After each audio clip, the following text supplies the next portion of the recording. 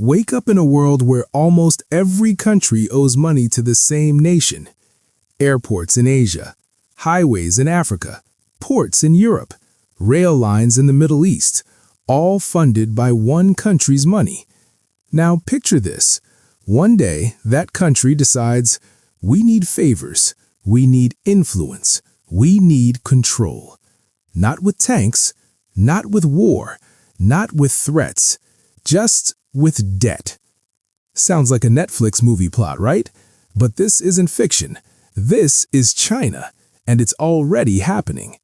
So today we're asking a big question. What happens if China becomes the world's bank?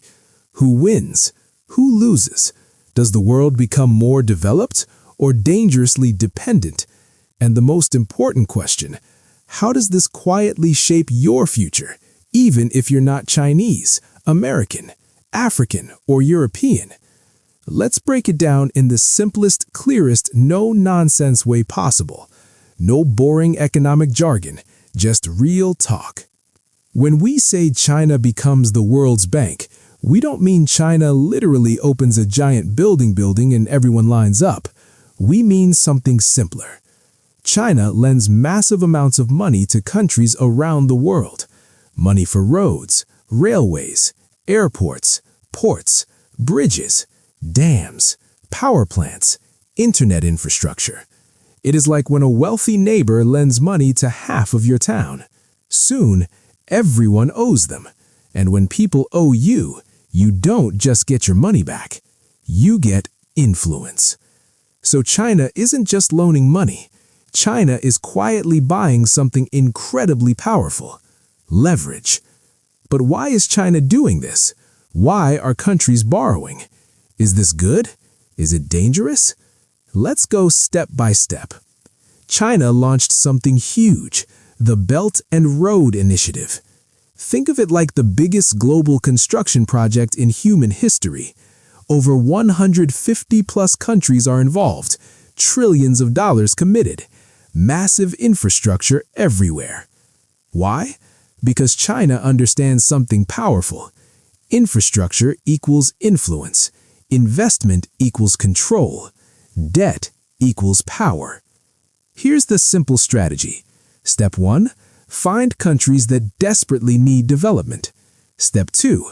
Offer money faster than Western lenders. Step 3. Build impressive projects. Step 4. Create long-term financial relationships. Real example? Sri Lanka borrowed billions to build the Hambantota port. The project didn't make enough money. They couldn't repay. So what happened? China didn't say, "Oh, don't worry, forget it." They took control of the port for 99 years. Let that sink in. That's almost an entire century of control. Not through war, not through colonization, through debt. That's power. Now, you may ask, if it's risky, why do countries still rush to borrow from China? Simple answer, they need development. They need growth. They need progress. Imagine being a leader of a country where people complain about bad roads, businesses can't trade, ports are slow, electricity fails, internet is weak. You need infrastructure. But borrowing from the US, IMF, or World Bank often comes with strict conditions. Cut spending, change policies, reduce subsidies, follow rules. China instead says, you need money? We'll lend. We'll build. Repay later. Less lectures, faster cash, bigger projects. Of course, leaders say yes. Africa is filled with Chinese-funded railways and roads. Southeast Asia is full of Chinese construction projects. Even parts of Europe have accepted Chinese investments. For many countries, China feels like a financial superhero. Jobs created, cities modernized, economies boosted. People can physically see the results. A brand new airport feels better than a strict financial lecture. But every superhero story has a twist. Let's talk truth. Debt is not just numbers. Debt is leverage. Debt is pressure. Debt is control. When you owe someone a lot of money, you don't want to make them angry. You don't want to lose their support. You don't want them to suddenly demand repayment. Now imagine that situation, but it's not a person. It's your entire country. If China becomes the world's bank, they don't just get loan repayments. They get influence over policies, politics, foreign decisions, voting in global organizations. For example, countries that owe China often stay silent when China is criticized in international organizations. Not coincidence, just strategy. There have already been cases where countries avoided speaking against China. Countries supported China in UN votes. Countries aligned economically with China because of debt. This is soft power. No soldiers needed, no battles fought, just money. So what happens globally if China truly becomes the world's bank? Let's visualize. 1. Economic power shifts. For decades, the US and Europe dominated global lending. If China becomes the main lender, leadership shifts, influence shifts, decision-making power shifts. Suddenly, countries may follow Beijing's rules instead of Washington's or Brussels. 2. Trade starts to favor China. If you owe someone, you tend to trade with them more. Countries may buy more Chinese products, use Chinese technology, let Chinese companies run ports, trains, telecoms. Guess whose businesses benefit? China's. 3. Currency power changes. Right now, the US dollar is king. But if China becomes the biggest lender, it can push countries to trade using its currency, the yuan. Slowly, quietly, the dollar's power could weaken over time.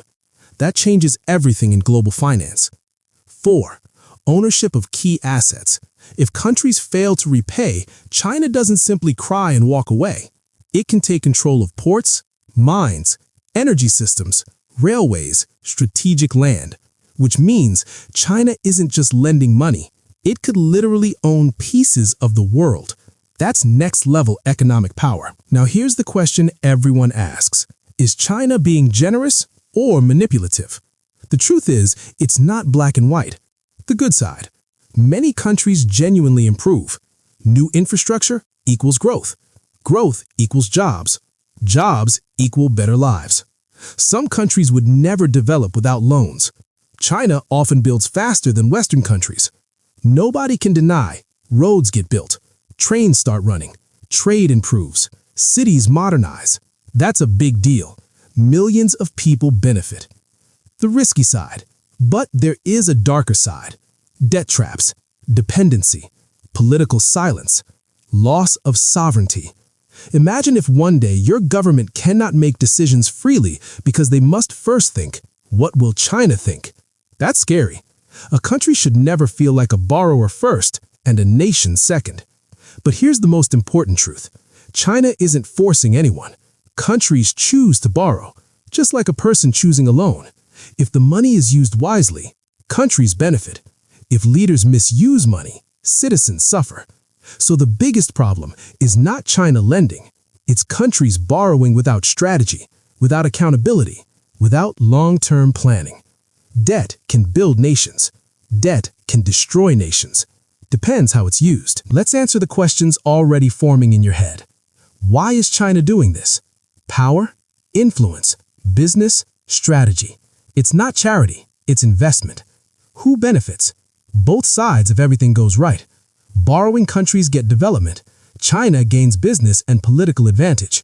Who loses? Countries that borrow irresponsibly. Citizens of countries stuck in bad debt deals. Nations that hand over key assets. Will China rule the world?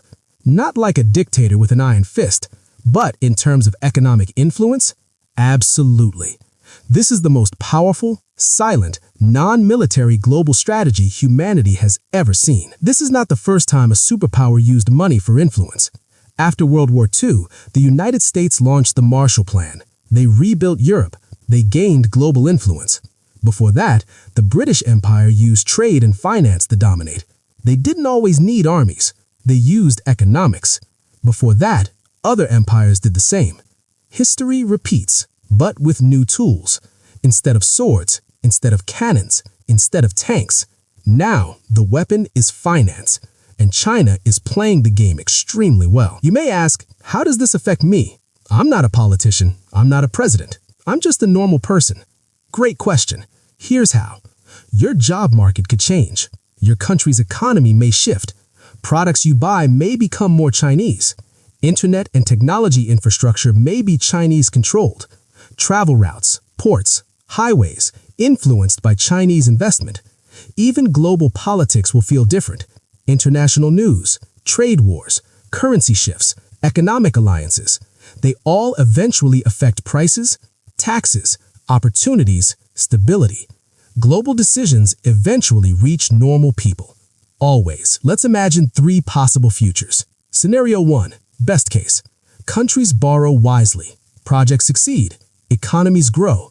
China gains influence, but fairly. Everyone benefits. Win-win. Scenario 2, mixed reality. Some countries benefit, others fall into debt. China gains big influence, some nations struggle, some prosper. A complicated world. Scenario 3, worst case. Too many countries fail repayments. China takes over critical assets. Global tensions rise. Countries panic. Economic conflicts increase. That's when things get scary. Which one happens? Depends on leadership. Depends on strategy. Depends on responsibility. If China becomes the world's bank, the world doesn't explode. Nobody presses a big red button. Instead, the world changes quietly. More development, more roads, more trade, but more dependency, more influence, more silent control. Debt becomes the battleground. Economics becomes the weapon. Influence becomes the prize. It's not simply good. It's not simply bad. It's a global chess match, and China is moving its pieces very carefully. Now, I want you to think about it. Do you see China as a global helper, a strategic mastermind, a dangerous debt trap, or simply a powerful country playing the game better than others? Tell me in the comments. I read every single one. If you want a deeper video on China's Belt and Road explained in detail, or what happens when a country can't repay China, or will China replace the US as economic leader, comment yes and which topic you want next. And if you enjoyed this breakdown, hit that subscribe button, because the global economy affects your life way more than you think, and we're here to make it easy to understand. See you in the next one.